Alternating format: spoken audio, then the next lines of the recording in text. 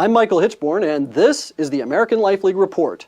The federal government already funnels hundreds of millions of dollars to Planned Parenthood every year, so it should come as no surprise when it funnels your money to celebrate its founder.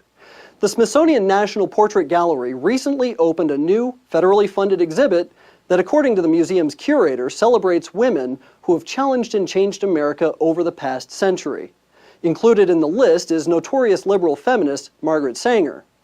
The National Portrait Gallery website provides a brief description of Sanger, describing a concerned crusader who fought with the courage of a wounded tiger for the promotion of birth control.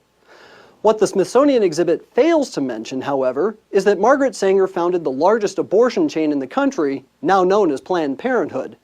But the exhibit also fails to explain the racist ideology behind Sanger's promotion of birth control.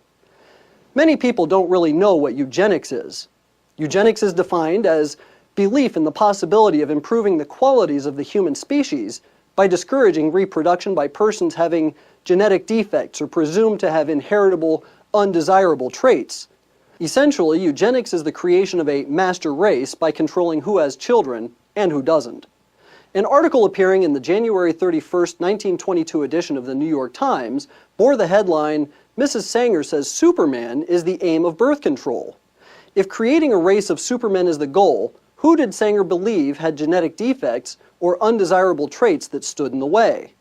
In his book, Birth Control, Facts and Responsibilities, Adolf Meyer quoted an essay Sanger wrote in 1925, entitled, "The Need of Birth Control in America."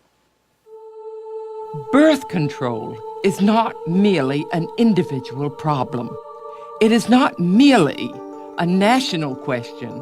It concerns the whole wide world, the ultimate destiny of the human race. In his last book, Mr. H.G. Wells speaks of the meaningless, aimless lives which cram this world of ours. Hordes of people who are born, who live, yet who have done absolutely nothing to advance the race one iota. Their lives are hopeless repetitions. All that they have said has been said before. All that they have done has been done better before. Such human weeds clog up the path, drain up the energies and the resources of this little earth. We must clear the way for a better world. We must cultivate our garden. In 1922, Sanger wrote a book entitled The Pivot of Civilization. In it is a chapter called The Cruelty of Charity, where she blasts programs that provide medical and nursing facilities to slum mothers as insidiously injurious. In the same book, Sanger called for the cessation of charity, for the segregation of morons, misfits, and the maladjusted, and for the sterilization of genetically inferior races. She also argued that organized attempts to help the poor was the surest sign that our civilization has bred, is breeding, and is perpetuating defectives, delinquents, and dependents. The Birth Control Review was Sanger's official publication for the American Birth Control League, and in 1932 she outlined her plan for peace.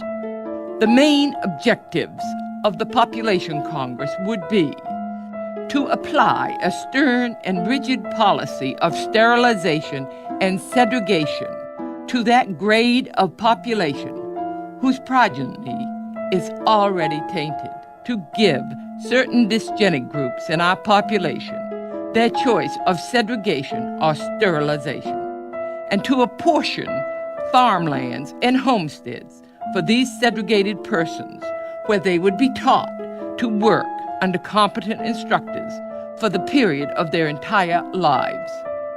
Sanger's admiration for the eugenics programs of Nazi Germany were well known at the time. In 1933, the Birth Control Review published Eugenic Sterilization, An Urgent Need, by Ernst Rudin, who was Hitler's director of genetic sterilization and the founder of the Nazi Society for Racial Hygiene. In her praise for the eugenics programs in Germany, Sanger called for the implementation of such programs in the United States, specifically targeting African Americans.